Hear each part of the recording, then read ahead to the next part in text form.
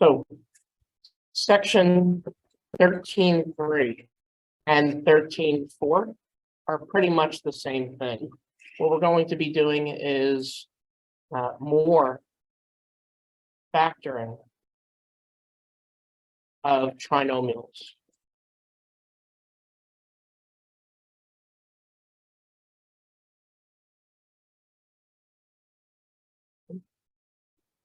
It's really, really, really important that we talk about factoring. Factoring is the most important thing that you'll ever learn in math. So when we talk about factoring, it's almost like baking a cake. Which, by the way, if you bake me anything chocolate, it couldn't hurt your grade.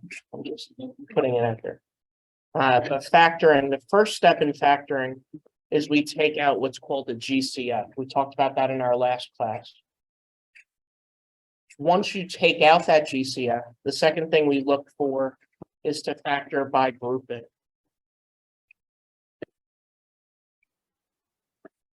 After grouping, we factor trinomials. And we'll go over that a lot in this section. And then in the next section, we're going to learn about what are called special cases. But I mentioned this is almost like when you bake something, because we want to follow the steps in order. If you see a trinomial, you don't just automatically jump to drawing the x like we talked about and multiplying AC and putting the b on top. All right. First thing you do is you look for a GCF. If there is a GCF, you take it out. If not, you go to grouping and then trinomial. So let me show you what I'm talking about here. The directions are just going to simply be to factor completely.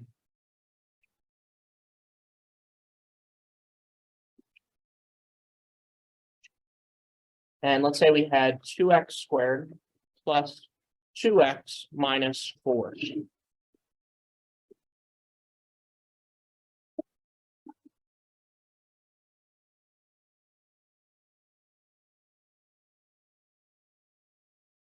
First step is we look to see, is there a GCF? And there is, right? We could take out a 2 from everything. So the GCF to get started is just 2. So what I'm going to do is divide everything by 2. Get x squared plus x minus 2. Sometimes when you get these problems, you don't just factor once, you might have to factor 2, 3 times. So, all right, we did the GCF. Now looking at this and this, we can't factor by grouping because that's only for an even number of terms. So now let's try to factor with trinomials. So looking at this term, group of terms in the middle, the way we talked about doing this in our last class is you multiply the first and last numbers together.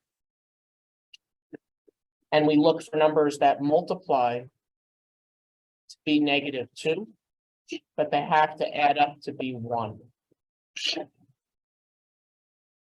easiest way to come up with that is to just think about what you have to multiply and do like a prime factorization tree, or just even a factorization tree. 1 times 2 gives us 2. If the 2 is positive and the 1 is negative, then we get exactly what we wanted. So what we have to do now is we'll factor the trinomial just like we did in our last class together. I'm just going to leave this 2 on the outside, and I'm going to write x squared minus 1x plus 2x minus 2.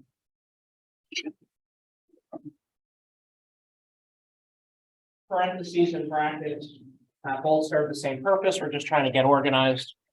And then what we can do is cut it down the middle. And we take out the GCF from each half. So what we're going to do is take out an x from this first group. Take out a 2 from the second group. And as you can see, these are the same. So our final answer, we're going to take out that x minus 1 as a GCF. And this would be our final answer. So we had to factor out the GCF, and we also had to factor out a trinomial.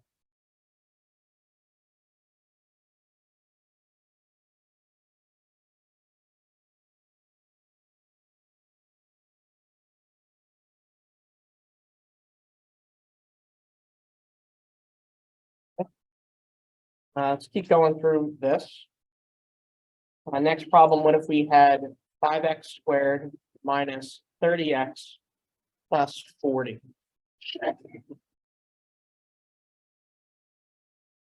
Trinomial. The first thing we look for is a GCF. And we could take a 5 out of everything. So it's similar to the last problem. We take a 5 out of everything. We get x squared minus 6x plus 8.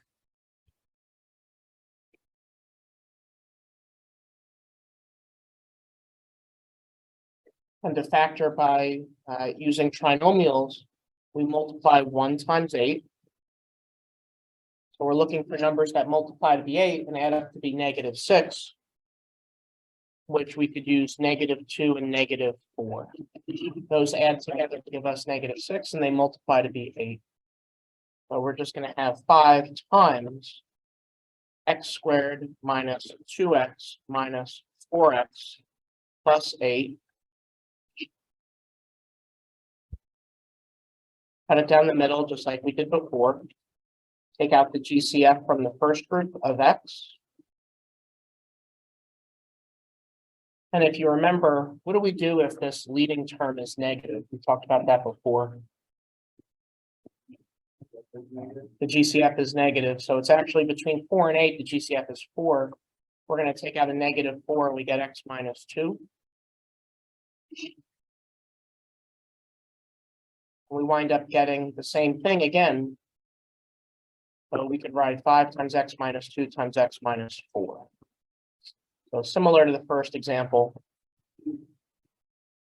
we get something like this.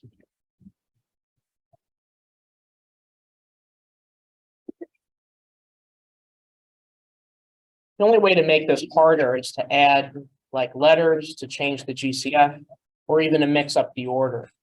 But what if we had a problem where it's 2x minus 3x squared plus 5?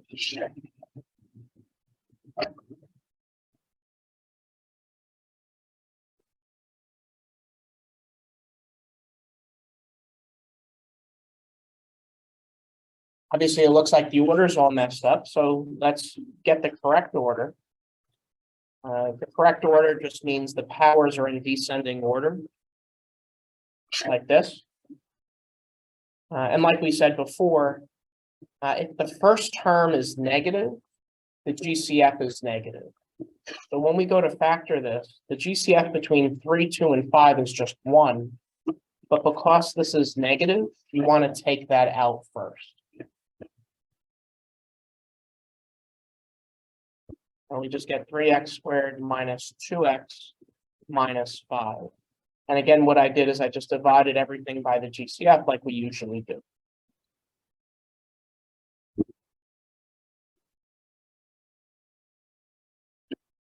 Now we have a trinomial. We'll just factor like before. 3 times -5 is -15. I have to add up to be -2. So -5 and 3 would get the job done, and then it's just like the other problems. So we'll do -1 times 3x squared minus 5x plus 3x minus 5.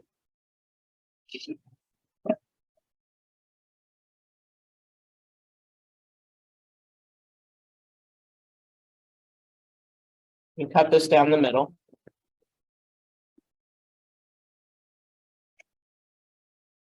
Take out an x. Take out a 1. And then we have the same thing inside parentheses, so our answer would be -1 times the new GCF times x plus 1.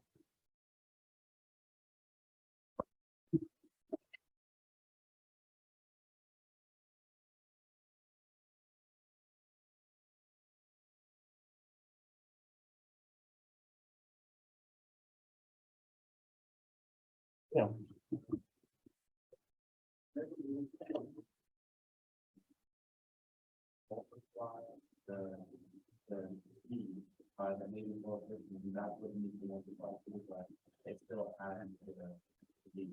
Right. So the question was a little bit of a refresher on how to do this part over here. So when we're factoring trinomials, what we always do is we multiply the first and the last terms together. That's where the negative 15 comes from. We have to find two numbers that multiply to be that, but they have to add up to be this middle one, which was negative 2. That's also the b value. That's your question. Yeah, the problem with this is sometimes teachers teach multiple techniques. They say if the leading coefficient is 1, then you do this. If it's not 1, then you do this. The technique that I'm showing you works all the time. So if the front number is 1, you could still do it like this. Right? Plenty more practice here. So what if we had 2x squared plus 11x plus 5? Doesn't look like there's any GCF. Our leading coefficient is not negative, so we don't have to take anything out. We could just go right into trinomial factoring. So 2 times 5 is 10. They have to add up to be 11. So we're looking for two numbers that multiply to be 10 and add up to be 11. That's really the hardest part, but 1 and 10 would be those numbers. So we could factor this 2x squared plus 1x plus 10x plus 5.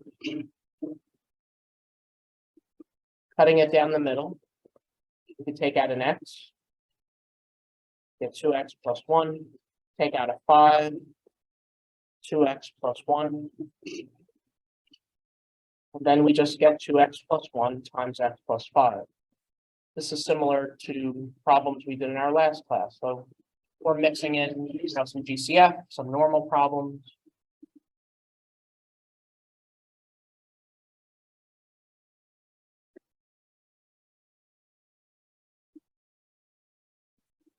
About something like this, 27x minus 15x squared plus 6.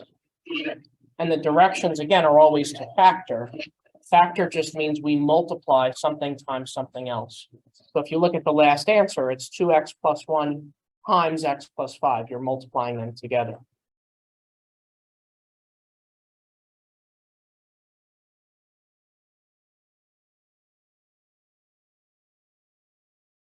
First thing we could do is get the order right. So we'll put the 15x squared in front, and then the 27x, and then the 6.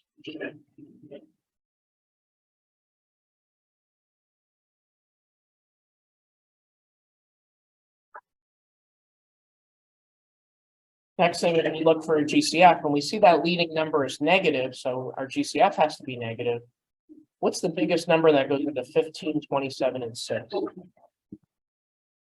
3, right? So what we could do is take out a negative 3. And if you just want to show your work,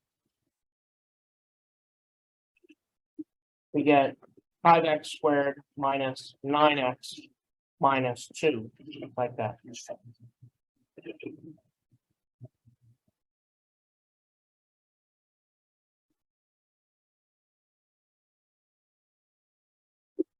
And then it's the same premise as before.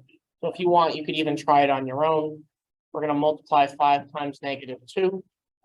They have to add up to be negative 9. So see if you guys could just take a minute and finish that, and then we'll go over it.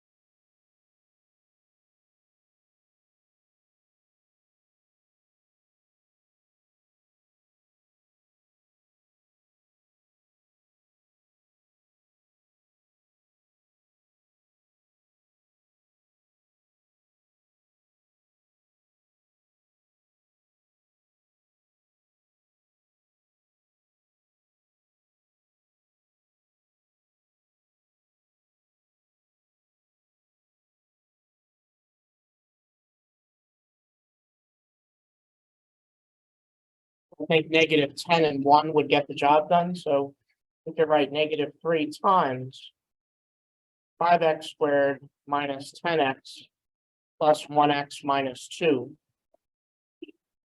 Cut it down the middle. And then take out a GCF from each half, take out a 5x.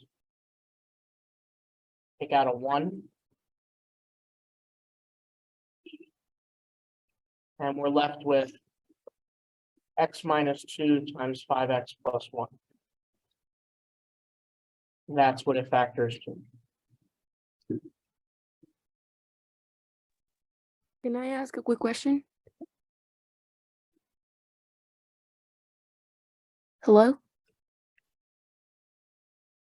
All right, let's up it a notch here.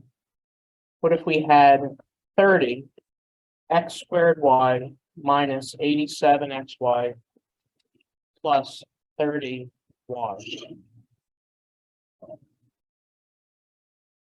Like I told you before, the only thing that changes is the numbers get bigger, or we could add additional variables. So first thing we could do is see if we can take out a GCF.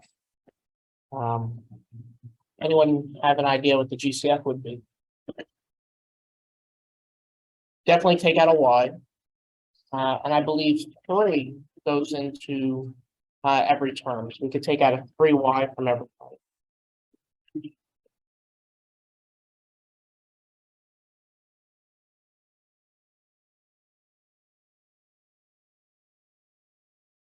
And 87 divided by 3 is 29.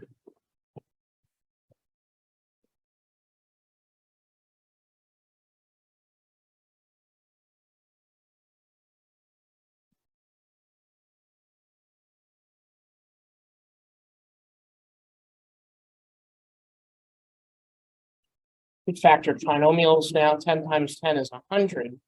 I have to add up to be -29. So -4 and -25 will do it. And then everything's exactly the same as it was before. We could write 3y and then 10x squared minus 4x minus 25x plus 10. Cut it down the middle.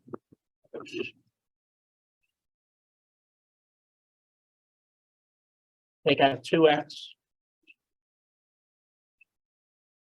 And take out a -5.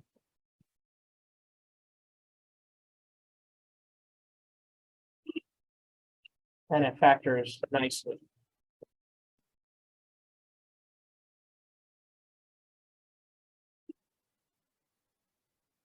Just as a little review, this is our new GCF. And then in the other class, we talked about this is what's left over. Right, the 2x and the -5.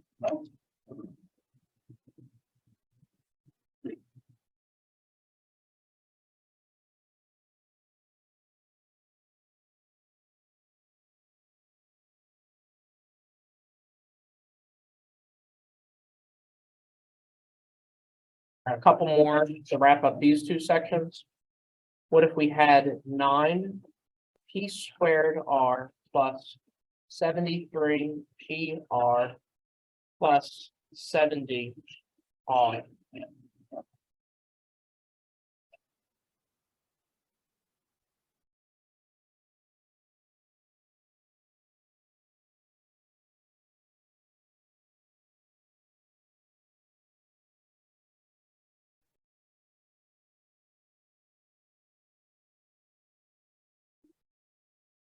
Well, just like before, let's see if we could take out any kind of GCF here.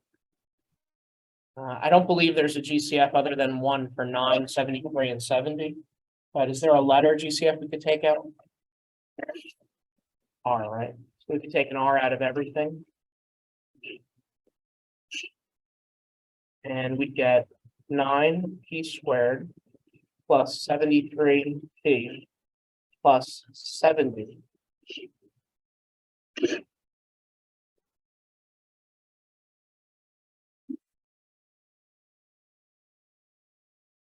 Unfortunately, the numbers are going to be kind of big here. So 9 times 70 is 630. and they have to add up to get 73. So this is the hardest part. What I would do is just take 630 and start factoring it until we get 73. So if you guys find two numbers before me, just let me know to help us out. But I know 630 divided by 2 is 315. There's no way we're going to get 73 from that. So 630 divided by 3 is 210. And we can't get 73 there. So 630 divided by 4 doesn't work. We're looking for it to go in evenly. 630 divided by 5 is 126. So we're getting closer to that 73. Let me know if you guys get it first. 8. Let's see, 630 divided by 8. Yeah, 8 doesn't work. I don't think 7 does. Maybe it does. 7 and 90. Yeah, we're getting closer. I mean, when we add them together, we want to get 73. So far, that's not it. How about 10 and 63? If we add them together, 10 plus 63 gives us 73. And they also multiply to be 630. So at this point, what we could do is say 9p squared plus 10p plus 63p plus 70. Cut it down in the middle. And then start factoring out the GCF of p.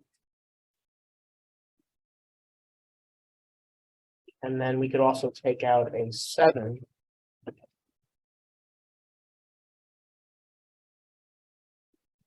We wind up with R times 9p plus 10 times p plus 7.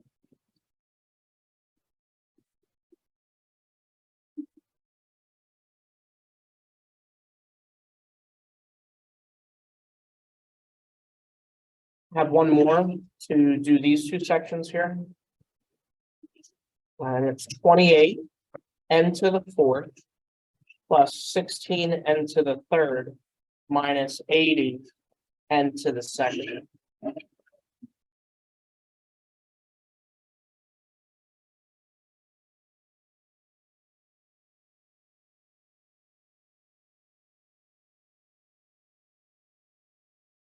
First thing we want to do is look to see if there's a GCF. I believe 4 goes into all of these numbers. That's the biggest number we can divide in. What about the variables? What can we take out? N squared, very good. So that'll be our GCF. Let's see what happens when we divide by that. 28 divided by 4 is 7. So we get 7n squared plus 4n minus 20.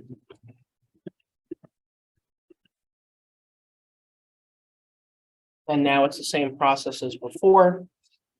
Looks like we're probably going to get bigger numbers again here. So 7 times 20 is 140. I have to add up to be 4. So if you find the numbers first, just let me know. But I'm going to try to factor 140 and see what numbers add up to be 4. So like 1 and 140, that's not going to work. 2 and 70, not going to work. I don't believe 3 goes into 140.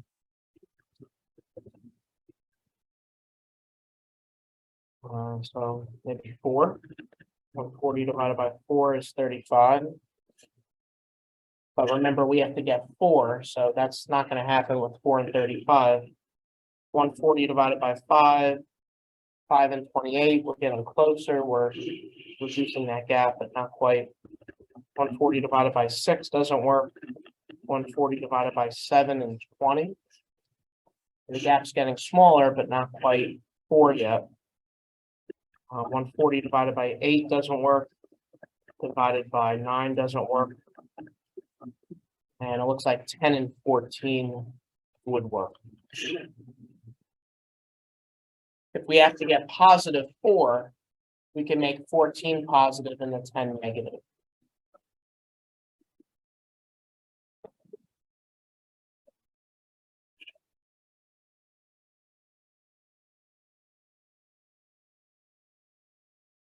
what we could do is just write 4n squared times 7n squared minus 10n plus 14n minus 20, and then factor like usual. We can take an n out of these two.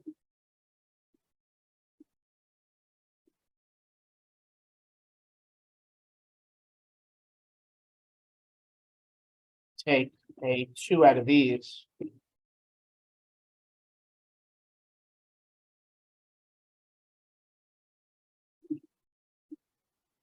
Get 4n squared times 7n minus 10, because these are the same GCF, and then times the n plus 2.